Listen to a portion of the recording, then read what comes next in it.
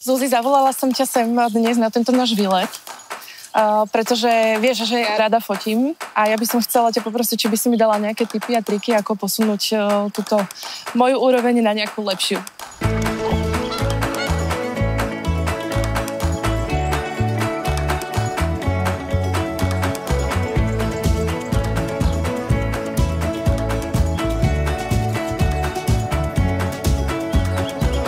Mám pre teba jeden zaujímavý tip, keď fotíš deti a chceš, aby tie fotky boli viac autentické, aby si prenikla viac do ich sveta, tak sa môžeš znížiť a fotiť ich z tej roviny očí.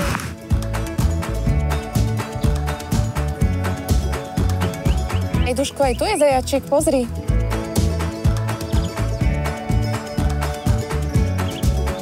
Deti treba vždy nejako zaujať, aby sa nenudili, aby ich to bavilo.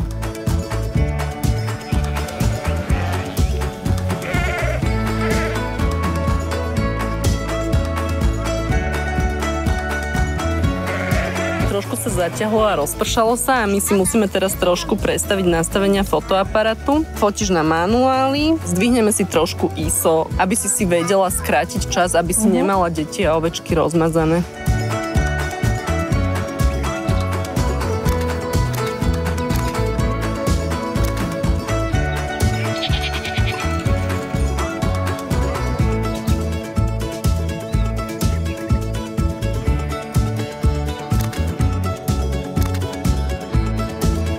Na tomto fotoaparáte máš aj možnosť sekvenčného snímania, to znamená, že keď si to nastavíš a pridržíš spúšť, tak budeš robiť niekoľko záberov po sebe, takže zachytíš pekne malvinku v pohybe aj s obsikom.